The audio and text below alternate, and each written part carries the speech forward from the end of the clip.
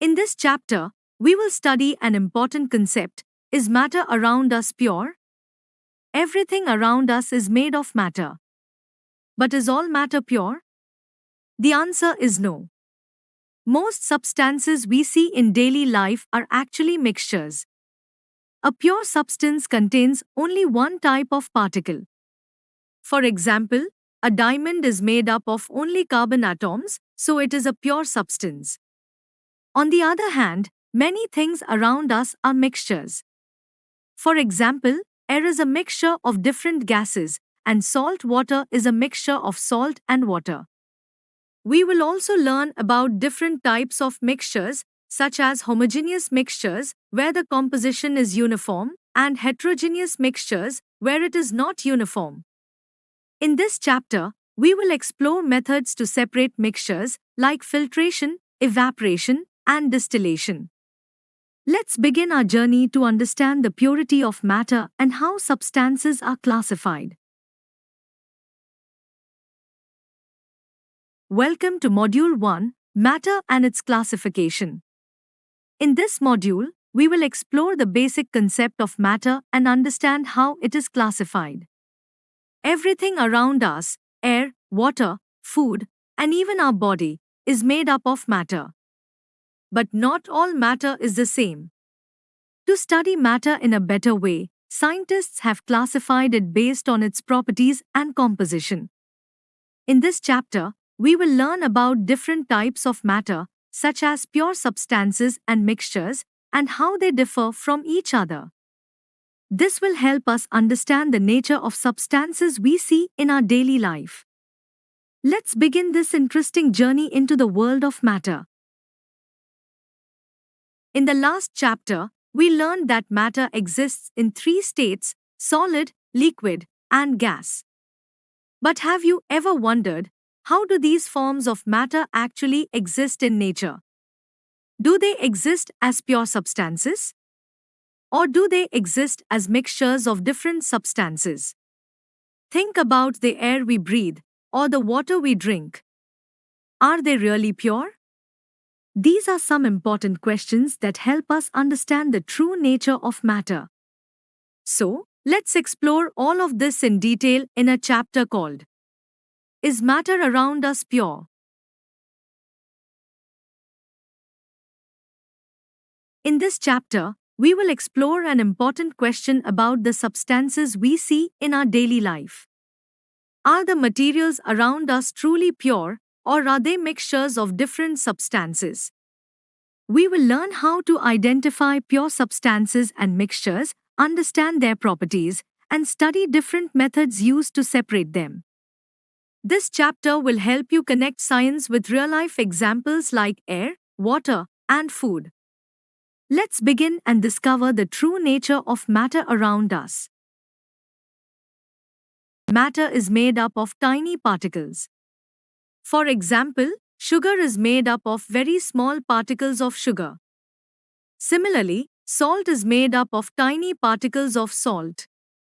In this way, when a substance contains only one type of particle, it is called a pure substance. However, not all matter is pure.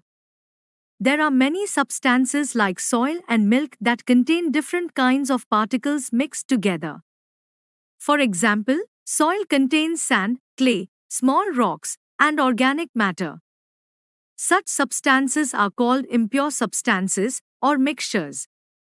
So, we can classify matter into two types: pure substances and impure substances.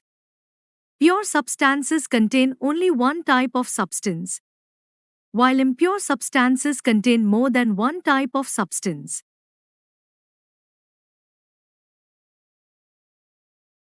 We have learned that matter can be classified into pure and impure substances. Now, let us understand one more important classification. Pure substances are further divided into two types: elements and compounds. An element is a substance made up of only one kind of atom. For example, iron, oxygen, and gold. A compound, on the other hand, is formed when two or more elements combine chemically in a fixed proportion. For example, water and carbon dioxide. So, we can say that pure matter includes both elements and compounds, while impure matter consists of mixtures. Now, let us understand elements in detail. An element is a pure substance made up of only one kind of particle. For example, if we hammer an iron rod, we will still get only iron particles.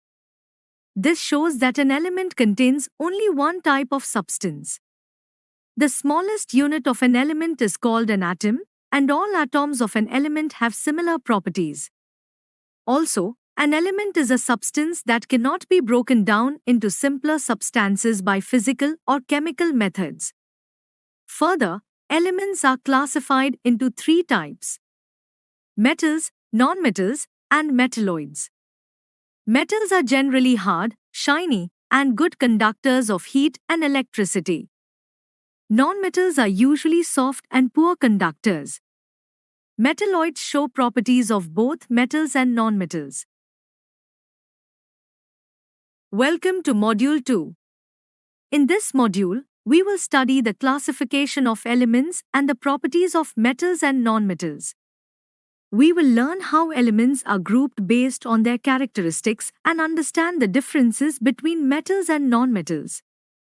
You will also explore their physical and chemical properties with simple examples from daily life.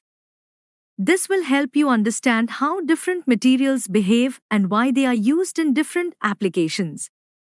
Let's begin and explore the fascinating properties of elements. Now, let us study the properties of metals. Metals are lustrous, which means they have a shiny appearance.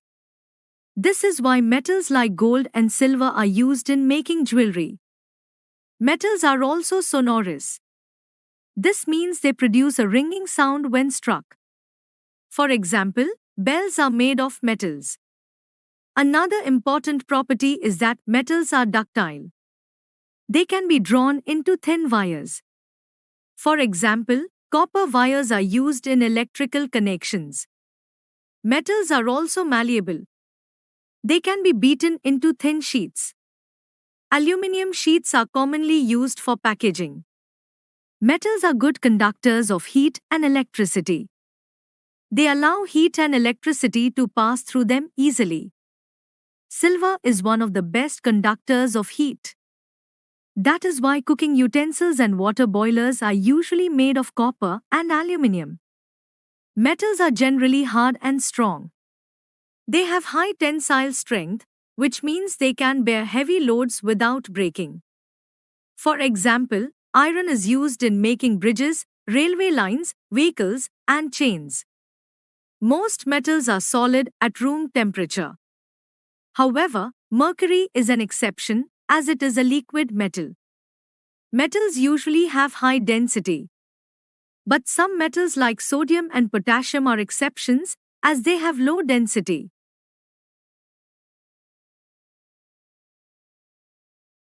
Now, let us study the properties of nonmetals. Nonmetals are generally non-lustrous, which means they are dull in appearance. However, iodine is an exception, as it has a shiny surface. Nonmetals are non-sonorous. They do not produce a ringing sound when struck. They are also non-ductile, which means they cannot be drawn into wires. And they are non-malleable, so they cannot be beaten into thin sheets. Nonmetals are poor conductors of heat and electricity. However, graphite, a form of carbon, is an exception and can conduct electricity. This is why graphite is used in dry cells. Nonmetals are generally soft and have low tensile strength. So they cannot hold heavy weight without breaking. But diamond, another form of carbon, is the hardest natural substance. Nonmetals can exist as solids, liquids, or gases at room temperature. For example, bromine is the only nonmetal that is liquid at room temperature. They also have low melting and boiling points, though graphite is an exception with a very high melting point. Finally, Nonmetals usually have low density.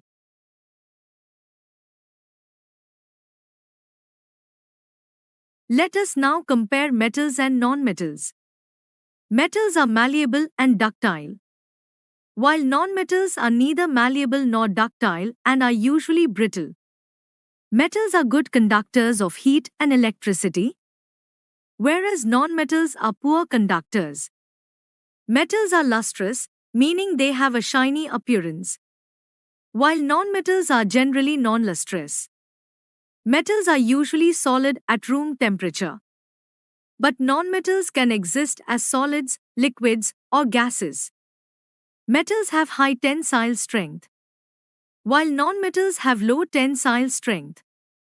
Finally, metals are sonorous and produce a ringing sound, whereas nonmetals are non-sonorous. This comparison helps us clearly understand the differences between metals and nonmetals. Welcome to Module 3. In this module, we will study metalloids, compounds, and their properties. We will learn about metalloids, which show properties of both metals and nonmetals. You will also understand what compounds are and how different elements combine to form new substances. Along with this, we will explore the important properties of these substances with simple examples. This module will help you understand how materials behave and how they are used in everyday life. Let's begin this interesting topic. Now, let us understand metalloids. Metalloids are elements that show properties of both metals and nonmetals. Some common examples of metalloids are arsenic, silicon, and germanium. These elements have mixed properties.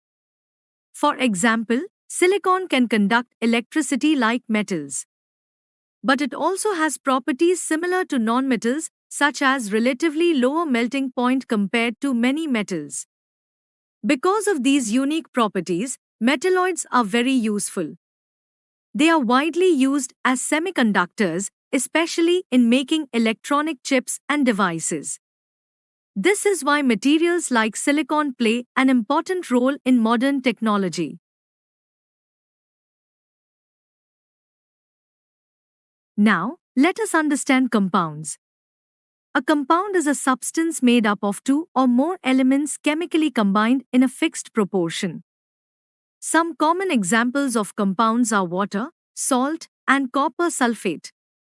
In a compound, the elements are chemically bonded together, and they cannot be separated by physical methods. They can only be broken down into simpler substances by chemical reactions. Another important point is that the number of atoms of each element in a compound is always fixed. This gives the compound its definite composition and properties.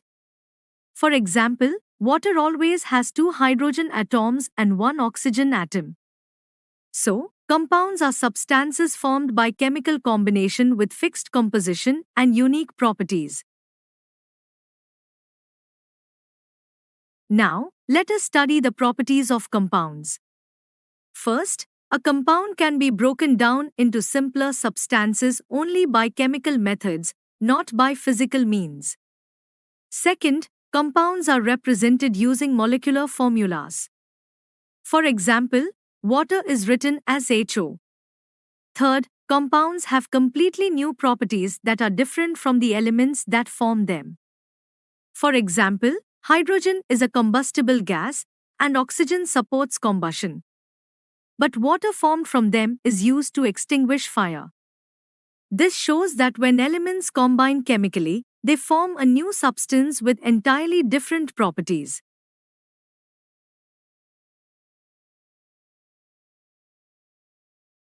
Let us understand the classification of matter. Matter is broadly divided into two categories: pure substances and impure substances. Pure substances have a fixed composition and uniform properties. These are further classified into elements and compounds. Elements consist of only one type of atom, while compounds are formed when two or more elements combine chemically in a fixed ratio. On the other hand, impure substances are known as mixtures. Mixtures contain two or more substances that are physically combined and can be separated by physical methods. This classification helps us understand the nature and composition of matter around us.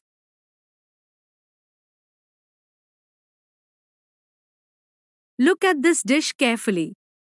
Is it made up of the same type of substance? No, it is not. It contains many different ingredients like vegetables, spices, and snacks. So, this kind of substance is known as impure matter. Impure matter is further classified as mixtures. Now think, how many ingredients are present here? More than one. Are all the ingredients mixed in a fixed proportion?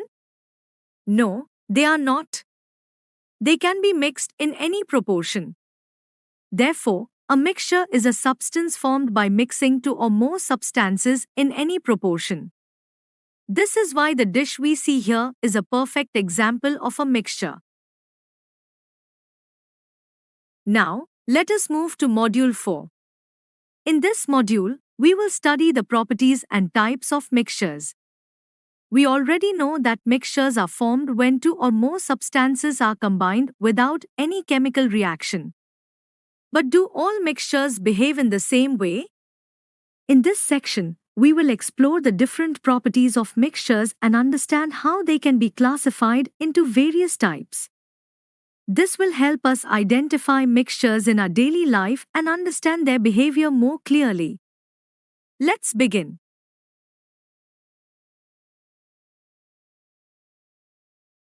Let us understand the properties of mixtures with a simple example. Here we have a mixture of sulfur and iron. Can we separate them? Yes, we can. By using a magnet, iron particles get attracted and can be separated easily. This shows that mixtures can be separated by simple physical methods. Also, the substances in a mixture retain their original properties. Iron still shows magnetic properties, and sulfur remains non-magnetic. Another important point is that in a mixture, substances are not present in a fixed proportion. Now, mixtures can be further classified into two types: homogeneous mixtures and heterogeneous mixtures. Let's understand these types next. Now, let us understand the classification of mixtures. Mixtures are mainly divided into two types: homogeneous mixtures and heterogeneous mixtures. A homogeneous mixture is one in which all the components are uniformly mixed throughout. It has a uniform composition, and the substances cannot be distinguished separately. For example, a drink made of water, sugar, and rose syrup, like sherbet. On the other hand, a heterogeneous mixture has components that are not uniformly mixed. It has a non-uniform composition, and the different parts can be seen easily. Examples include muddy water and oil mixed with water. So, the key difference lies in whether the mixture is uniform or non-uniform. Let us understand mixtures in a clearer way with some examples. We see many mixtures around us, like snacks, candies, vegetables, and even solutions like salt in water or potassium permanganate in water. Now, mixtures are broadly classified into two types: homogeneous mixtures and heterogeneous mixtures. Homogeneous mixtures are further called solutions, where the components are completely mixed and appear uniform. Heterogeneous mixtures are of two types: suspensions and colloids. Suspensions have larger particles that may settle down, while colloids have smaller particles that remain dispersed. This classification helps us understand mixtures based on how their particles are arranged and behave. Now, let us move to Module 5. In this module, we will study homogeneous mixtures, also known as solutions. We already know that mixtures can be of different types. Here, we will focus on mixtures where the components are uniformly mixed and cannot be seen separately. Such mixtures are called solutions. In this section, we will understand what a solution is, its components, properties, and examples from our daily life. Let's begin our study of solutions. Now, let us understand what a solution is. A solution is a homogeneous mixture of two or more substances. Some common examples include alloys and soda water. Let us take a simple example of salt dissolved in water. When we stir it, the salt completely dissolves and forms a salt solution. In a solution, the particles are very small in size and spread uniformly throughout the mixture. A solution has two main components called solute and solvent. The solute is the substance that gets dissolved and is usually present in a smaller quantity. The solvent is the substance in which the solute dissolves and is usually present in a larger quantity. So, we can say that a solution is formed by combining a solute and a solvent. This is how solutions are formed and how they behave.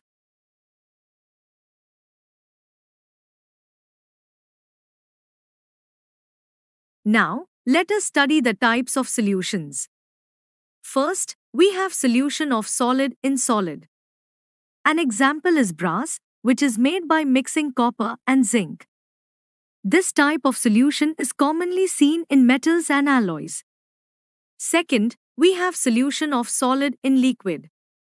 A common example is salt in water, where salt dissolves completely in water. Another example is tincture of iodine, where iodine dissolves in alcohol. Third, we have solution of liquid in liquid. For example, vinegar, which is made by mixing acetic acid and water.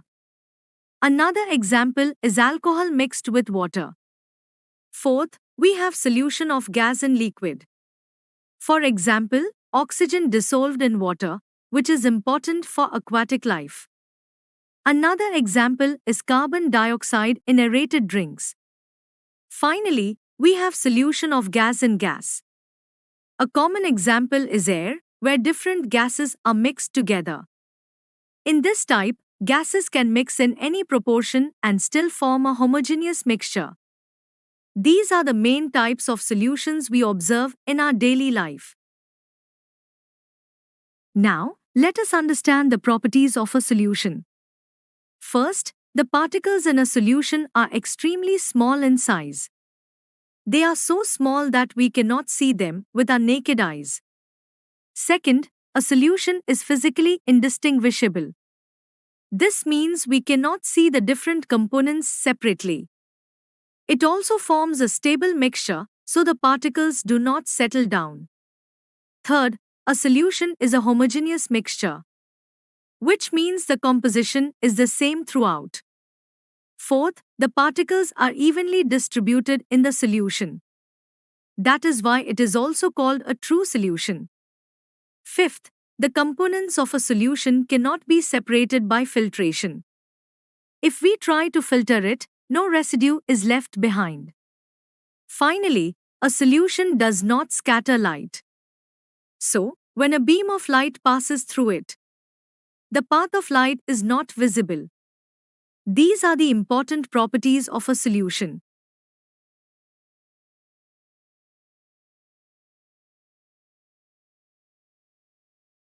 Now, let us understand the concentration of a solution. The concentration of a solution depends on the amount of solute present in it. Based on this, solutions are mainly of two types. First, we have a dilute solution. A dilute solution contains a lesser amount of solute compared to the solvent. Second, we have a concentrated solution. A concentrated solution contains a higher amount of solute in the same amount of solvent. So, the more the solute, the more concentrated the solution. And the less the solute, the more dilute the solution. This is how we understand the concentration of solutions. Now, let us move to Module 6. In this module, we will study concentration and numericals. We have already understood what a solution is and how its concentration can vary.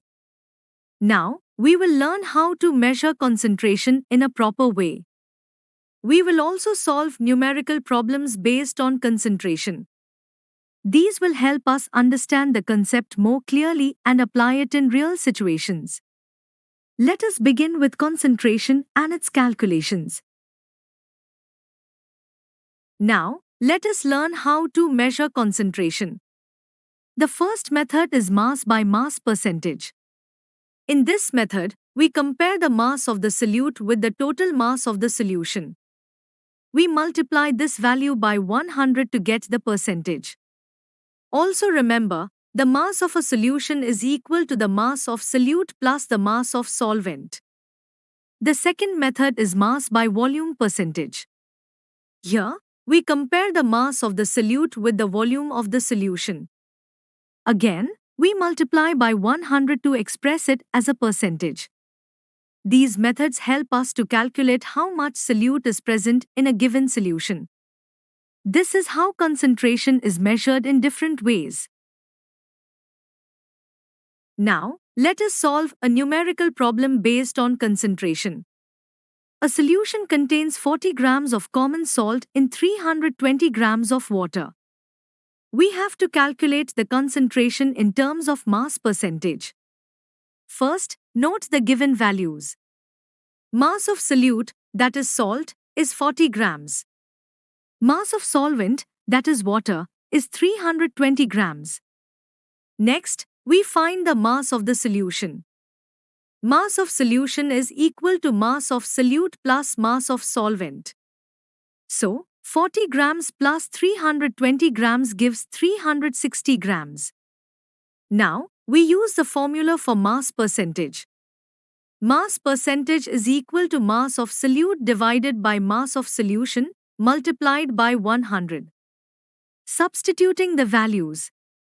40 divided by 360 multiplied by 100 gives 11.1%.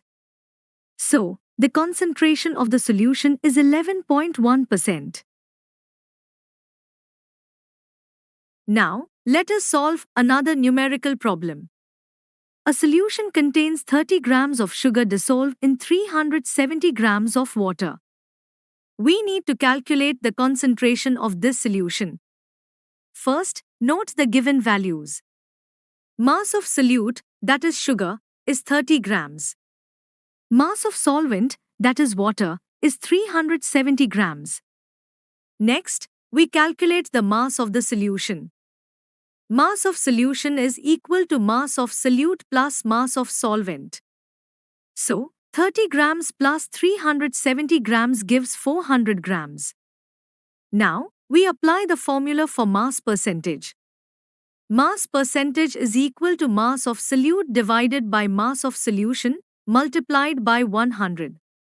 Substituting the values. 30 divided by 400 multiplied by 100 gives 7.5%. So, the concentration of the solution is 7.5%. Now, let us solve another numerical problem. 110 grams of sodium chloride is present in 550 milliliters of solution. We need to calculate the concentration of this solution. First, note the given values. Mass of solute, that is sodium chloride, is 110 grams. Volume of solution is 550 milliliters. Now, we use the formula for mass by volume percentage. Mass by volume percentage is equal to mass of solute divided by volume of solution multiplied by 100. Substituting the values. 110 divided by 550 multiplied by 100 gives 20%. So, the concentration of the solution is 20%. Now, let us move to Module 7. In this module, we will study solubility and the factors affecting solubility. Solubility tells us how much of a substance can dissolve in a given amount of solvent. we will learn what solubility means and how different factors like temperature, pressure, and the nature of substances affect it. Understanding these factors will help us explain why some substances dissolve easily while others do not. Let us begin with solubility and its important concepts. Now, let us understand solutions based on their concentration. Solutions can be classified into two types: unsaturated solutions and saturated solutions. First, an unsaturated solution. An unsaturated solution is one in which more amount of solute can still be dissolved at the same temperature. This means the solution has not reached its maximum capacity to dissolve the solute. Next, a saturated solution. A saturated solution is one in which no more solute can be dissolved at that temperature. The solution has reached its maximum capacity, and any extra solute will remain undissolved. So, if a solution can still dissolve more solute, it is unsaturated. If it cannot dissolve any more solute, it is saturated. This is how solutions are classified based on concentration.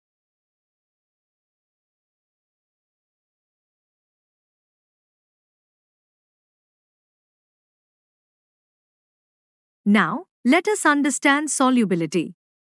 Solubility is defined as the maximum amount of a solute that can be dissolved in 100 grams of a solvent at a specific temperature. This means every substance has a limit to how much of it can dissolve in a solvent.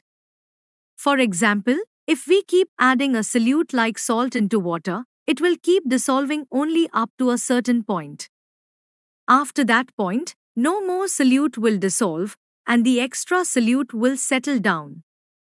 This maximum limit of dissolving is called solubility.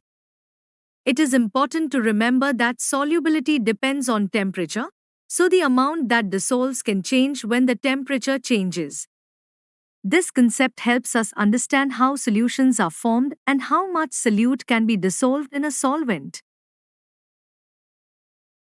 Now, let us understand the effect of temperature and pressure on solubility. First, let us talk about solids dissolved in liquids. For solids and liquids, solubility usually increases when temperature increases. This means that more solute can dissolve when the liquid is heated.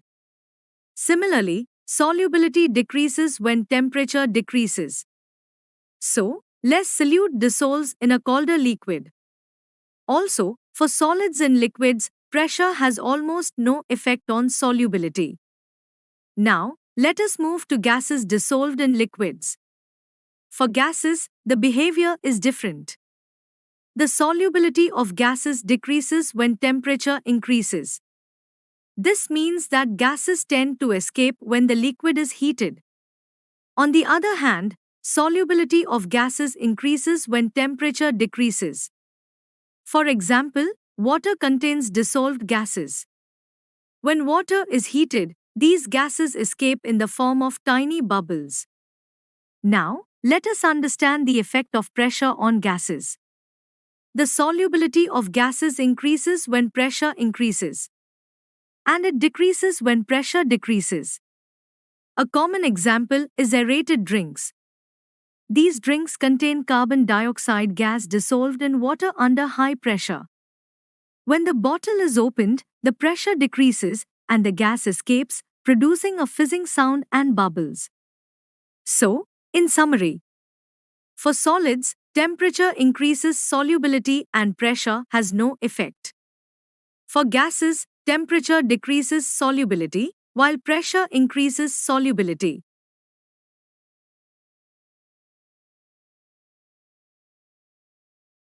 Now, let us understand the effect of heating and cooling on a saturated solution.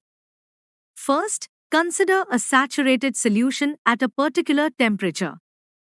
When this solution is heated to a higher temperature, it becomes unsaturated. This happens because the solubility of a solid increases on heating, so more solute can dissolve in the solution. Now, let us see what happens during cooling. When a saturated solution is cooled to a lower temperature, some of the dissolved solute separates out in the form of solid crystals. This process is called precipitation. In simple words, solubility increases on heating and solubility decreases on cooling. That is why, on cooling, the extra solute comes out of the solution and forms crystals. This explains how heating and cooling affect a saturated solution. Now, let us move to Module 8. In this module, we will learn about numericals based on solubility and suspension. We will solve different types of problems to understand how solubility is calculated and applied in real situations. You will also learn how to identify and work with suspensions and how they are different from true solutions. By practicing these numericals, you will gain better clarity and confidence in solving exam-based questions. Let us begin with some important problems related to solubility and suspension. Now, let us look at some examples of solubility.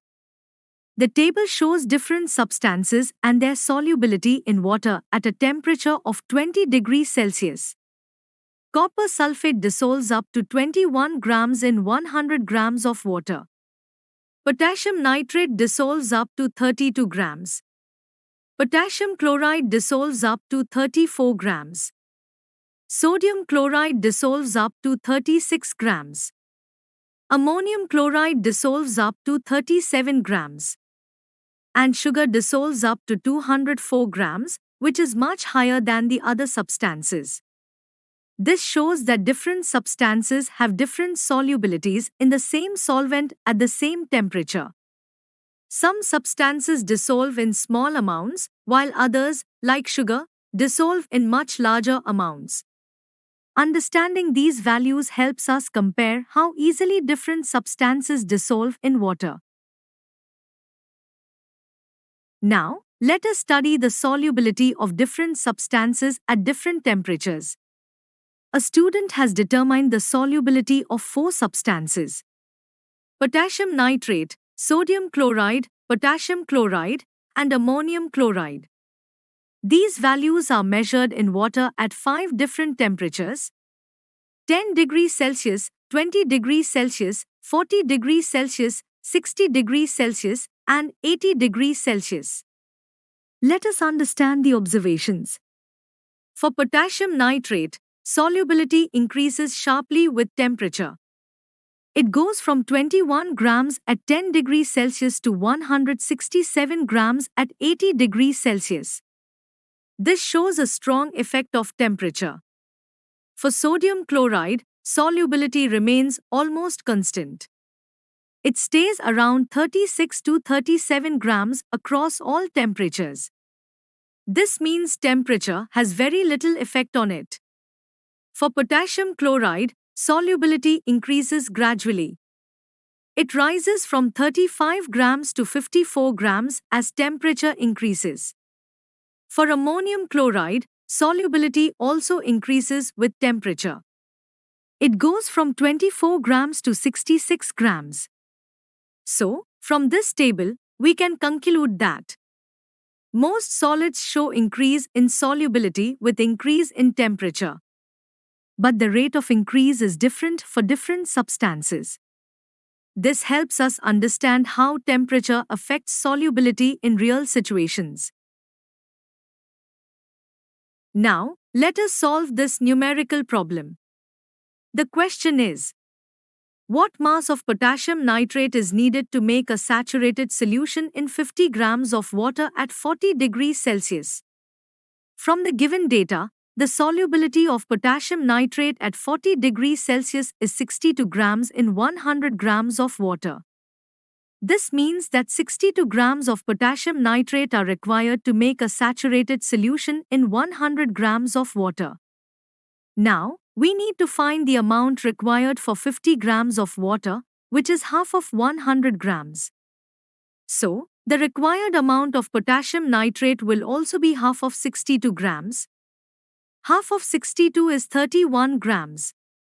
Therefore, 31 grams of potassium nitrate are needed to prepare a saturated solution in 50 grams of water at 40 degrees Celsius. Now, let us understand suspensions. A suspension is a heterogeneous mixture in which the solute particles do not dissolve completely in the solvent. Instead of dissolving, the particles remain suspended throughout the liquid. These particles are large in size and can be seen with the naked eye. Because of their larger size, the particles may settle down at the bottom if the mixture is left undisturbed. For example, when sand or chalk powder is mixed with water, it does not dissolve. The particles remain visible and eventually settle down. So, in a suspension, the solute particles are visible, do not dissolve, and can settle over time.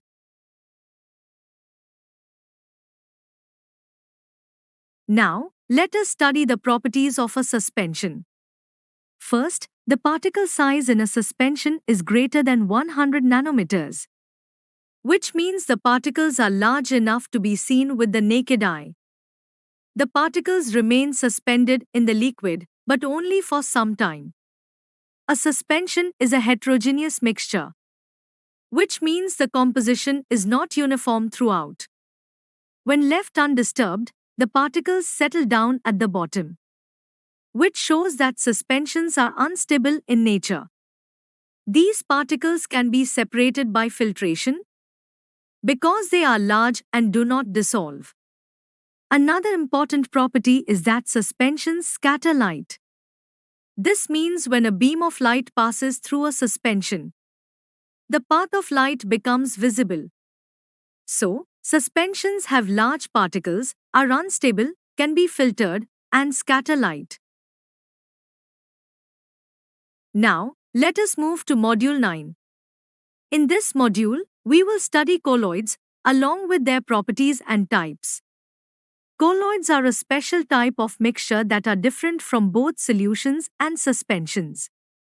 We will learn what colloids are, how their particles behave, and why they show unique properties. You will also understand the different types of colloids and see common examples from daily life. Let us begin with the concept of colloids and explore their interesting properties. Now, let us understand colloids in detail. A colloid is a type of mixture in which the size of the particles is intermediate between those in a true solution and those in a suspension. This means the particles are not too small like in true solutions and not too large like in suspensions. Now, let us understand the two important parts of a colloid. First is the dispersion medium. This is the substance in which the particles are spread. It is similar to the solvent. Second is the dispersed phase. This is the substance that is spread throughout the medium. It is similar to the solute. For example, in milk. Milk is a colloid. The liquid part acts as the dispersion medium, and the tiny particles of fat and protein act as the dispersed phase. So, a colloid consists of a dispersion medium and a dispersed phase, with particles of intermediate size spread throughout the mixture. Now, let us study the properties of colloids. First property is particle size. The size of particles in a colloid ranges from 1 nanometer to 100 nanometers. Second, a colloid appears homogeneous, which means it looks uniform to our eyes, but actually it is a heterogeneous mixture because different particles are present. Third, the particles of a colloid do not settle down when left undisturbed. This means colloids are stable mixtures. Fourth, colloids cannot be separated by filtration. If we try to filter them, no residue is left on the filter paper. Fifth, colloids show a special property called the Tyndall effect. This means they scatter light, and the path of light becomes visible when it passes through a colloid. For example, milk and ink in water are common examples of colloids. So, colloids have small particle size, appear uniform, remain stable, cannot be filtered, and scatter light. Now, let us understand the Tyndall effect. The Tyndall effect is the scattering of light by particles in a colloid. When a beam of light passes through a colloid, the particles present in it scatter the light in different directions. Because of this scattering, the path of light becomes clearly visible. This effect does not occur in true solutions because their particles are too small to scatter light. We can see the Tyndall effect in daily life. For example, when sunlight enters a dark room through a window, we can see the path of light. Similarly, when sunlight passes through a forest, the rays become visible between the trees. These happen because tiny particles of dust or smoke in air scatter light. So, the Tyndall effect is a property of colloids in which light is scattered and its path becomes visible. Now, let us study the types of colloids. Colloids are classified based on the state of the dispersed phase and the dispersion medium. First is aerosol. In this type, the dispersion medium is a gas. If the dispersed phase is liquid, examples are fog, clouds, and mist. If the dispersed phase is solid, examples are smoke and automobile exhaust. Second is foam. Here, the dispersed phase is gas. If the medium is liquid, an example is shaving cream. If the medium is solid, examples are foam, rubber, and sponge. Third is emulsion. In this case, both the dispersed phase and the medium are liquids. Examples include milk and face cream. Fourth is sol. Here, the dispersed phase is a solid and the medium is a liquid. Examples are milk of magnesia and mud. Fifth is gel. In this type, the dispersed phase is liquid and the medium is solid. Examples include jelly, cheese, and butter. Sixth is solid sol. Here, both the dispersed phase and the medium are solids. Examples are colored gemstones and milky glass. So, colloids can exist in different forms depending on the states of their components. Now, let us revise the types of colloids in a simple table form. First is aerosol. In aerosol, the dispersion medium is gas. If the dispersed phase is liquid, examples are fog, clouds, and mist. If the dispersed phase is solid, examples are smoke and exhaust. Second is foam. Here, the dispersed phase is gas. If the medium is liquid, an example is shaving cream. If the medium is solid, examples are foam, rubber, and sponge. Third is emulsion. In this type, both dispersed phase and medium are liquids. Examples include face cream and milk. Fourth is sol. Here, the dispersed phase is a solid and the medium is a liquid. Examples are milk of magnesia and mud. Fifth is gel. In this type, the dispersed phase is liquid and the medium is solid. Examples include jelly, cheese, and butter. Sixth is solid sol. Here, both dispersed phase and medium are solids. Examples are colored gemstones and milky glass. So, colloids are classified based on the physical states of their components, making it easier to understand different types of mixtures in daily life. Now, let us understand how to distinguish a colloid from a true solution. If a mixture scatters a beam of light passing through it, and the path of light becomes visible, then it is a colloid.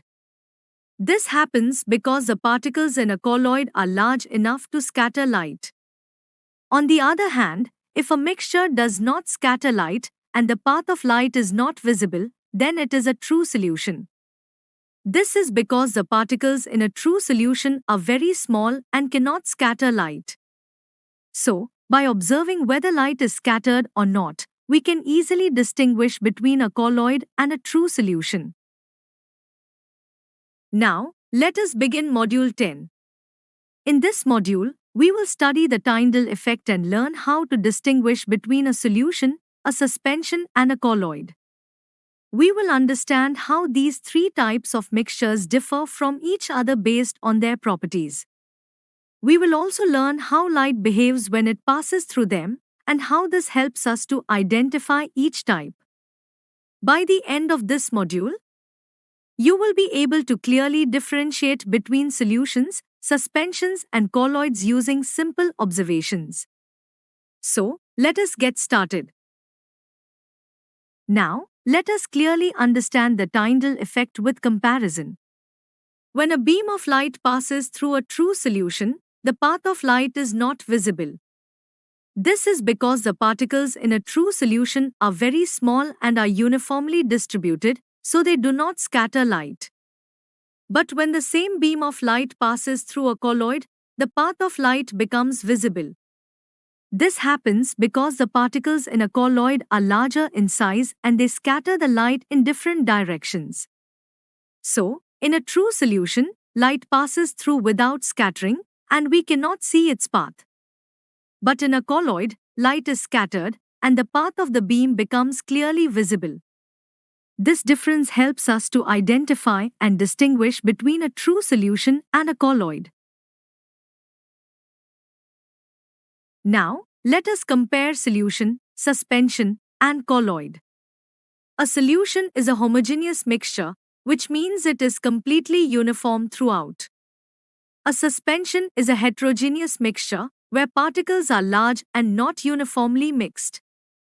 A colloid appears to be homogeneous, but actually it is a heterogeneous mixture. Now, let us talk about particle size. In a solution, particles are extremely small, less than or equal to 1 nanometer. In a suspension, particles are very large, greater than 100 nanometers. In a colloid, particle size is in between, greater than 1 nanometer but less than 100 nanometers. So, colloidal particles are bigger than solution particles, but smaller than suspension particles. Next, visibility of particles. In a solution, particles cannot be seen, even with a microscope. In a suspension, particles can be easily seen. In a colloid, particles cannot be seen with a simple microscope, but can be detected using special methods. Now, separation by filtration. A solution cannot be separated by filtration. A suspension can be separated by filtration. A colloid cannot be separated by ordinary filtration. Now, stability of particles. In a solution, particles are very stable and do not settle down. In a suspension, particles are unstable and settle down after some time. In a colloid, particles are quite stable and do not settle down on standing. Finally, effect on light. A solution does not scatter light, so the path of light is not visible. A suspension scatters light strongly. A colloid also scatters light, and this is called the Tyndall effect. So, by observing particle size, visibility, stability, and scattering of light, we can clearly distinguish between a solution, suspension, and colloid. Now, let us begin Module 11. In this module, we will study the separation of mixtures by physical methods. In our daily life, most substances are found in the form of mixtures. These mixtures contain two or more substances mixed together. Sometimes, we need to separate the components of a mixture. This is done to remove unwanted substances or to obtain useful components. Separation by physical methods means we separate substances without changing their chemical nature. In this module, we will understand this in detail. Now, let us understand the separation of mixtures in detail. Different substances in a mixture have different physical properties. These properties include density, solubility, size of particles, magnetic nature, and boiling point. Because of these differences, we can separate the components of a mixture using suitable physical methods. In other words, separation is based on the difference in physical properties of the substances present in a mixture. Now, let us look at some common physical methods of separation. Filtration is used to separate an insoluble solid from a liquid. Sublimation is used when a solid directly changes into vapor on heating and then back to solid on cooling. Centrifugation is used to separate particles based on density by spinning at high speed. Evaporation is used to obtain a dissolved solid by removing the liquid. Crystallization is used to obtain pure crystals of a substance. Chromatography is used to separate different colored components in a mixture. Distillation is used to separate liquids based on different boiling points. Fractional distillation is used when boiling points are close to each other. Separating funnel is used to separate immiscible liquids like oil and water. Magnetic separation is used to separate magnetic materials from non-magnetic ones. Use of solvents helps in dissolving one component and separating it from others. So, by choosing the correct method based on physical properties, we can easily separate different components of a mixture. Now, let us study mixture of two solids and how they can be separated. Two solid substances can be separated by using different physical methods. Some common methods are using a magnet, using the process of sublimation, using a suitable solvent, and crystallization. Let us understand the first method, using a magnet.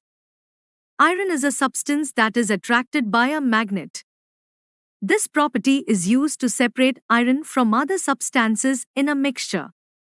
For example, consider a mixture of iron filings and sulfur powder. When a magnet is brought near the mixture, the iron filings get attracted to the magnet while the sulfur powder remains behind. In this way, iron can be easily separated from the mixture. Now, let us look at some uses of this method.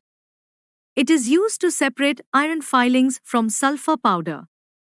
It is used in industries to separate scrap iron from waste materials using electromagnets. Doctors also use electromagnets to remove small pieces of iron or steel from the human body, especially from the eye. So, magnetic separation is a simple and useful method based on the magnetic property of substances. Now, let us understand separation by sublimation. Sublimation is the process in which a solid changes directly into vapor on heating, and the vapor changes back into solid on cooling. This process is used to separate a sublimable substance from a mixture. In sublimation, one substance turns into vapor, while the other substance remains unchanged. Some common examples of sublimable substances are ammonium chloride, iodine, camphor, naphthalene, and anthracene. Now, let us understand the separation process with an example. Take a mixture of ammonium chloride and common salt in a china dish. Cover it with an inverted funnel and place a cotton plug at the top to prevent vapors from escaping. Now, heat the mixture. On heating, ammonium chloride changes directly into vapor. These vapors rise up and then cool down on the inner walls of the funnel, forming solid ammonium chloride again. This solid deposit is called sublimate and can be collected. The common salt does not sublime, so it remains behind in the china dish. In this way, the two substances are separated. Now, let us look at the uses of sublimation. Sublimation is used to separate substances like ammonium chloride, iodine, camphor, naphthalene, and anthracene from non-volatile substances such as common salt, sand, iron filings, and chalk. So, sublimation is a useful method to separate substances based on their ability to change directly from solid to vapor. Now, let us learn about separation by crystallization. Crystallization is a method used to obtain pure solid crystals from a solution.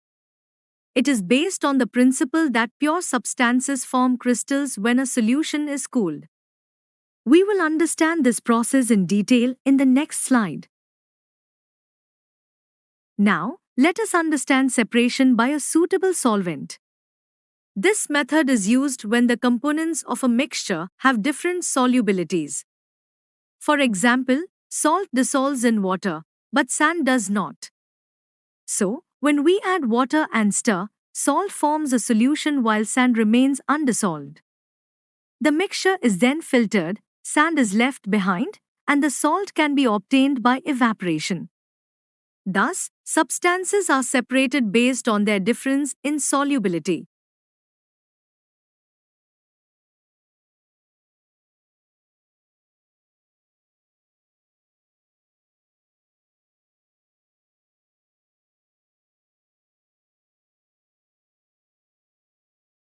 Now, let us understand the use of separation by a suitable solvent. Here, we separate a mixture of carbon and sulfur. Both carbon and sulfur are insoluble in water, so water cannot be used as a solvent. Instead, we use carbon disulfide as the solvent. In carbon disulfide, sulfur dissolves, but carbon does not dissolve. So, when the mixture is added to carbon disulfide, sulfur forms a solution while carbon remains undissolved. Now, the mixture is filtered. Carbon is obtained as the residue, and sulfur solution is obtained as the filtrate. Finally, the filtrate is evaporated. Carbon disulfide evaporates, and solid sulfur is left behind. In this way, carbon and sulfur are separated using a suitable solvent.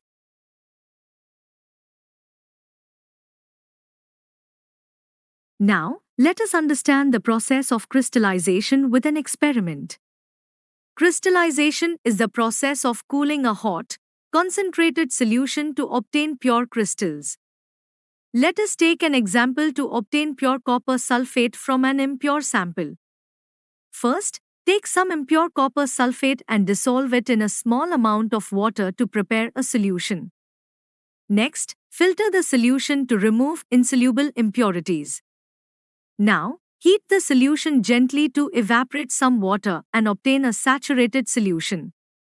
To check whether the solution is saturated, dip a glass rod into the hot solution. If small crystals start forming on the rod, the solution is saturated. Then, stop heating. After that, allow the solution to cool slowly. On cooling, pure copper sulfate crystals are formed, while impurities remain in the solution. Finally, separate the crystals by filtration and dry them. In this way, pure crystals are obtained from an impure solution by the process of crystallization.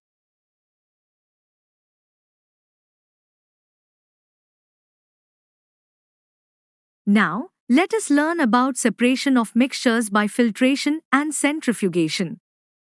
These methods are used to separate insoluble solids from liquids. We will understand both these techniques in detail in the next slides. Now, let us understand separation of a mixture of a solid and a liquid. Such mixtures can be separated by different methods like filtration, centrifugation, evaporation, crystallization, chromatography, and distillation. First, let us learn about filtration. Filtration is used to separate a heterogeneous mixture of a solid and a liquid using a filter paper. Let us take an example of muddy water. Let us understand separation of a mixture by filtration. First, we take a stand and fix a funnel on it. Now, place a filter paper cone inside the funnel. Keep a beaker below the funnel to collect the liquid. Next, pour the mud and water mixture into the funnel slowly. The solid particles, like mud, do not pass through the filter paper. They remain on the filter paper and are called the residue. The clear liquid passes through the filter paper and collects in the beaker. This clear liquid is called the filtrate. Thus, filtration helps us to separate an insoluble solid from a liquid easily.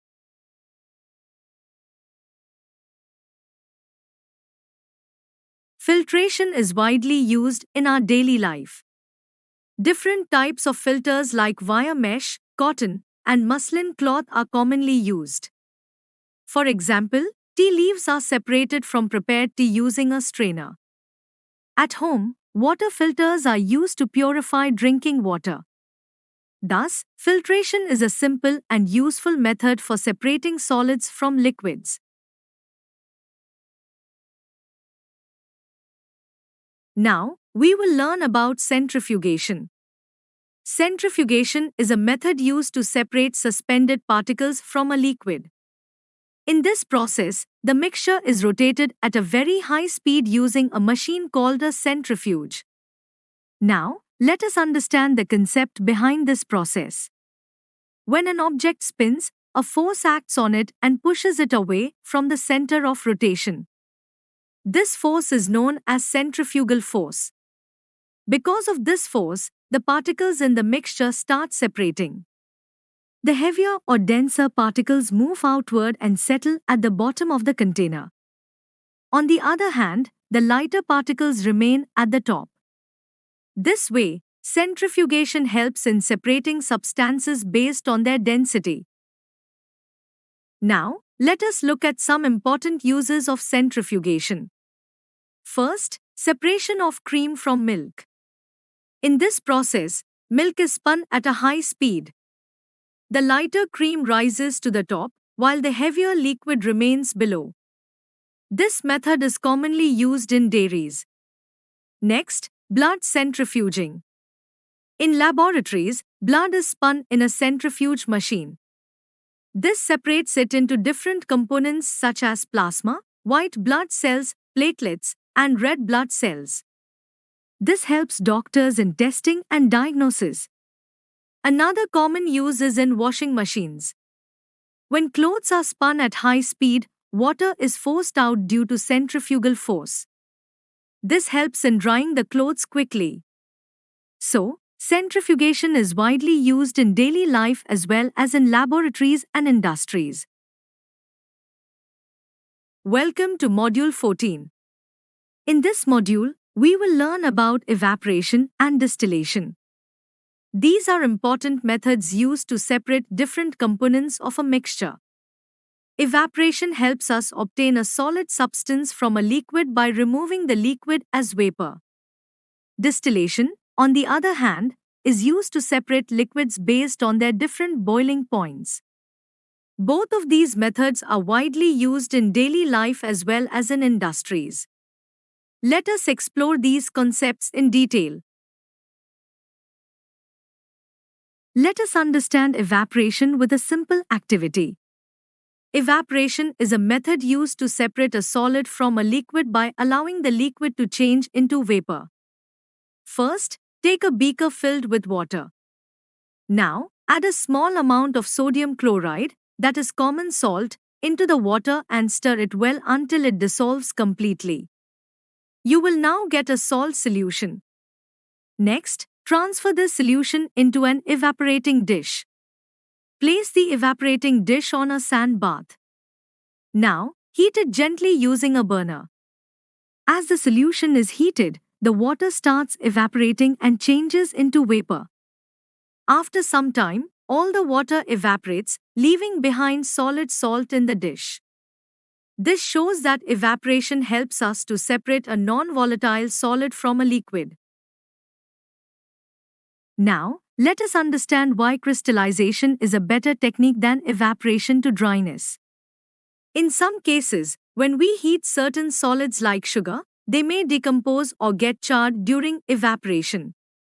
This means the substance can get damaged due to excessive heating. Also, during evaporation, the soluble impurities present in the solution are not completely removed. As a result, the solid obtained may not be pure. On the other hand, crystallization helps in obtaining pure solid crystals. In this process, impurities remain dissolved in the solution while pure crystals are formed.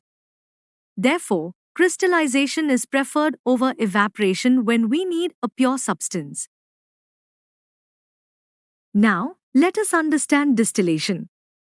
Distillation is a method used to separate a soluble solid from a liquid by first evaporating the liquid and then condensing the vapor back into liquid form. Let us look at the setup. A distillation apparatus consists of a distillation flask, a thermometer, and a condenser. The condenser is a glass tube through which cold water flows continuously to cool the vapor. First, impure water is taken in the distillation flask. The flask is then heated carefully using a burner. As the water gets heated, it starts converting into water vapor. This vapor passes through the condenser, where it gets cooled and changes back into liquid. The condensed pure water is collected in a separate container called the receiver flask.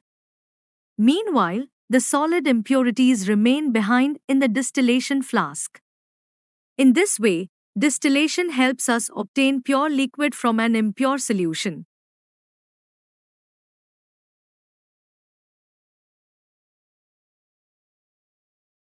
Welcome to Module 15. In this module, we will learn about separating funnel and magnetic separation. These are simple and useful methods used to separate different types of mixtures. A separating funnel is used to separate two immiscible liquids, that is, liquids that do not mix with each other. Magnetic separation is used to separate magnetic substances from non-magnetic substances. Both of these methods are commonly used in laboratories as well as in daily life. Let us explore these methods one by one. Let us understand how mixtures of liquids can be separated. First, we have immiscible liquids. These are liquids that do not mix with each other. Examples include oil and water, chloroform and water, and kerosene and water. Such liquids can be separated using a separating funnel. In a separating funnel, the two liquids form separate layers based on their densities. The heavier liquid settles at the bottom, while the lighter liquid stays on top. They can then be separated easily by opening the tap. Now, let us understand miscible liquids. Miscible liquids are liquids that mix completely with each other. These liquids cannot be separated using a separating funnel. Instead, we use distillation. Distillation is used when the liquids have a sufficient difference in their boiling points and do not decompose on heating. Examples include acetone and water, and alcohol and water. Now, if the difference in boiling points of miscible liquids is very small, we use fractional distillation. Fractional distillation is used when the difference in boiling points is less than 25 Kelvin. Examples include separation of liquefied air and separation of petroleum products.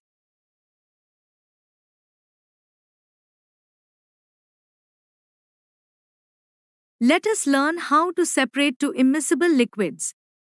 Immiscible liquids are liquids that do not mix with each other. They form separate layers depending on their densities. This separation is done using a separating funnel. First, take a mixture of oil and water and pour it into the separating funnel. Now, allow the mixture to stand for some time. After some time, two distinct layers are formed. The lighter liquid, oil, forms the upper layer. The heavier liquid, water, forms the lower layer. Next, place a container below the funnel and slowly open the stopcock. The lower layer of water starts flowing out first. As soon as the oil layer reaches the stopcock, close it immediately. This way, the two liquids are separated successfully.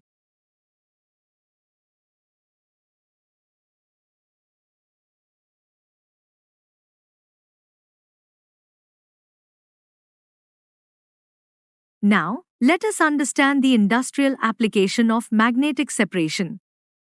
This method is used to separate iron ore from unwanted impurities, also known as gangue. First, the ore is crushed into a fine powder. This powdered mixture is then added onto a moving conveyor belt through a hopper. As the mixture passes over an electromagnetic wheel, separation begins. The non-magnetic particles are not attracted by the magnet. So, they fall straight down and are collected separately. On the other hand, the magnetic particles, such as iron, are attracted towards the magnetic wheel. These particles stick to the belt for a longer time and fall at a different point, away from the non-magnetic particles. In this way, magnetic separation helps in separating magnetic substances from non-magnetic impurities. Welcome to Module 16. In this module, we will learn about chromatography. Chromatography is a method used to separate different components of a mixture based on their movement through a medium. It is especially useful for separating colored substances such as dyes and pigments. This technique is widely used in laboratories, research, and industries. Let us explore how chromatography works and where it is used. Let us understand chromatography with a simple experiment. First, take a thin strip of filter paper. Draw a straight line on the paper using a pencil, about 3 centimeters above the lower edge. Now, place a small drop of water-soluble ink at the center of this line. Next, take a jar containing a small amount of water. Carefully lower the filter paper into the jar so that the ink spot is just above the water level. Make sure the paper is not disturbed.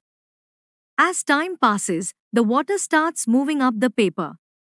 This water acts as a solvent and carries the different components of the ink along with it. Different components travel at different speeds based on their solubility. As a result, they get separated at different distances on the paper. After some time, you will observe different colored spots on the paper. These spots represent the separated components of the ink. This technique was first used for separating colors. The word chromatography comes from a Greek word which means color.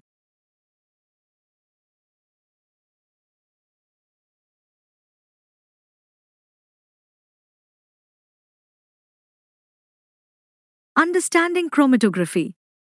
Let us answer an interesting question. Is the dye in black ink really a single color? The answer is no. Black ink is actually a mixture of 2 or more different colors.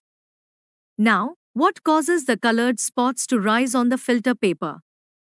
This happens because of differences in solubility. When the solvent, such as water, moves up the paper, it carries the components of the dye along with it. The component that is more soluble in water travels faster and moves higher on the paper. Less soluble components move more slowly and remain lower. As a result, different colors get separated and appear as distinct spots. Applications of chromatography. Chromatography is very useful in real life. It is used to separate colors present in a dye. It helps in separating pigments from natural sources such as plants. It is also used in medical science to separate drugs from blood. Now, let us learn about fractional distillation. Fractional distillation is a method used to separate a mixture of 2 or more miscible liquids. These liquids have boiling points that are close to each other. In this process, the mixture is heated and different components boil at different temperatures. The vapors are then cooled and collected separately. This method allows us to obtain pure liquids from a mixture. Fractional distillation is widely used in industries, especially in the separation of petroleum products and liquefied air. Let us understand the concept of fractional distillation. Fractional distillation is a method used to separate two or more miscible liquids that have close boiling points. Since these liquids mix completely with each other, simple separation methods do not work effectively. That is why we use fractional distillation. In fractional distillation, the separation is based on the difference in boiling points of liquids. The liquid with the lower boiling point vaporizes first, followed by the liquid with the higher boiling point. Now, let us look at the setup. A fractionating column is fitted between the distillation flask and the condenser. The mixture of miscible liquids is taken in the distillation flask and heated using a burner. A wire gauze is used to distribute heat evenly. The fractionating column plays a very important role. It is packed with glass beads. These beads increase the surface area, allowing vapors to cool and condense repeatedly. This repeated condensation and vaporization improves the separation of liquids. A temperature gradient is formed inside the fractionating column. The bottom of the column is hot, while the top is cooler. This difference in temperature helps in separating the liquids efficiently. The vapors then enter the water condenser. Cold water flows into the condenser from one end and flows out from the other, cooling the vapors and converting them into liquid. The condensed liquid is collected in a beaker. The liquid with the lower boiling point, also called the more volatile component, vaporizes first. It rises through the column, condenses, and is collected as the first fraction. After the first component is completely separated, the temperature increases. Now, the liquid with the higher boiling point, also known as the less volatile component, vaporizes. It condenses and is collected as the second fraction. So, fractional distillation allows us to separate liquids with close boiling points by repeated vaporization and condensation. It is widely used in industries, especially in refining petroleum and separating different components of crude oil.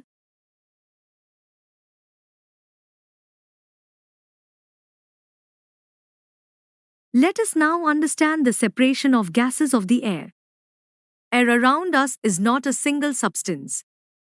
It is a homogeneous mixture, which means its components are uniformly mixed and cannot be distinguished easily. Air is made up of several gases. The major component is nitrogen, which makes up about 78.03% of the air. The second major component is oxygen, which accounts for about 20.99%. In addition, we have argon, which is about 0.93%, and a small amount of other gases, nearly 0.05%, such as carbon dioxide, neon, helium, and others. Since air is a mixture of gases, we can separate its components using physical methods. However, because these gases have very close boiling points, we cannot separate them easily using simple methods. That is why we use a special method called fractional distillation of liquid air to separate these gases. In this process, air is first compressed and then cooled to very low temperatures until it becomes a liquid. This liquid air is then gradually heated. As the temperature increases, different gases boil at different temperatures and are separated one by one. Nitrogen, which has the lowest boiling point, is separated first. Next, argon is separated. Finally, oxygen, which has a higher boiling point, is obtained. So, by using fractional distillation, we can successfully separate the different gases present in air. This process is very important in industries for obtaining pure gases used in medicine, welding, and many other applications. Let us now understand how the components of air are separated. As we already know, air is a mixture of different gases like nitrogen, oxygen, argon, carbon dioxide, and others. The process begins with air being compressed and cooled. When air is compressed, its temperature increases, so it is cooled to very low temperatures. This process converts air into a liquid form known as liquid air. Liquid air is extremely cold and contains all the gases of air in liquid state. Now, this liquid air is ready for separation. The liquid air is then warmed slowly. As the temperature increases gradually, different gases start to boil and separate at different temperatures depending on their boiling points. Each gas has a different boiling point. Carbon dioxide separates around -57 degrees Celsius. Nitrogen has the lowest boiling point at about -196 degrees Celsius. Argon boils at approximately -186 degrees Celsius. Oxygen has a higher boiling point of about -183 degrees Celsius.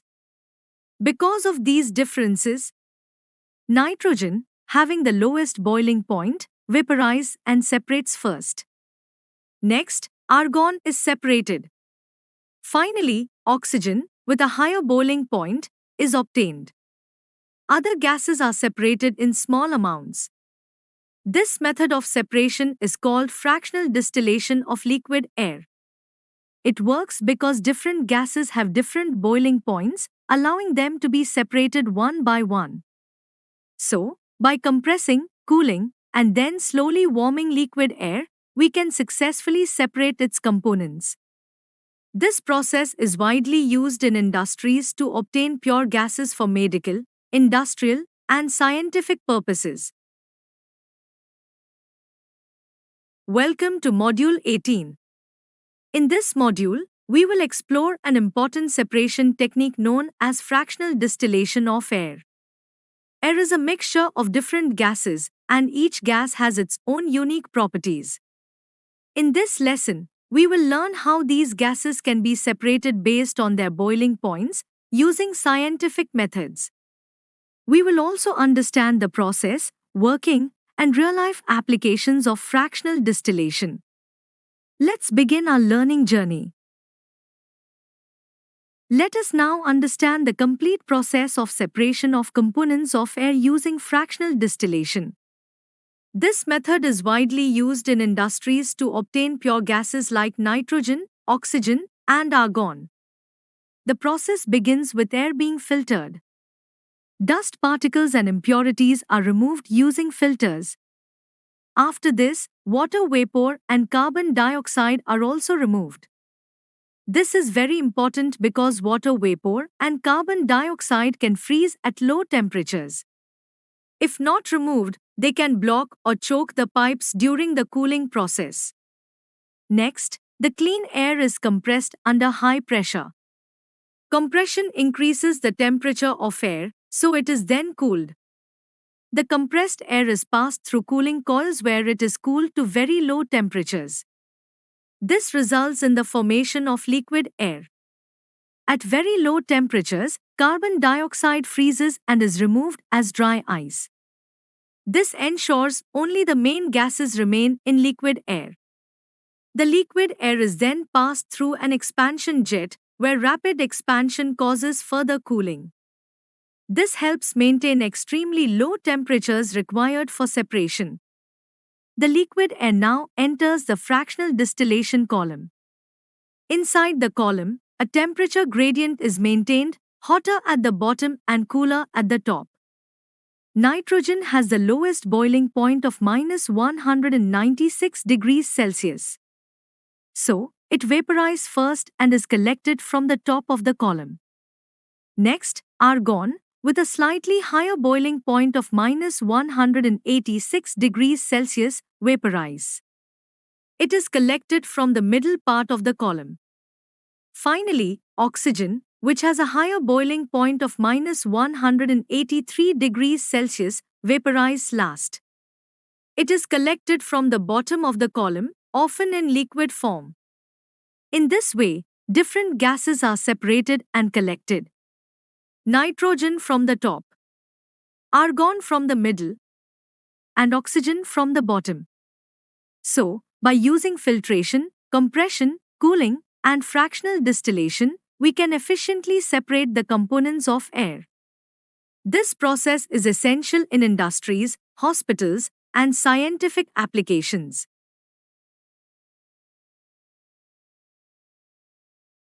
Thank you for watching. Keep learning and keep exploring. For worksheets, detailed notes, and test papers related to this topic, visit our website edushri.in. Website link is given in description box. Don't forget to like, share, and subscribe for more learning videos. See you soon in the next lesson.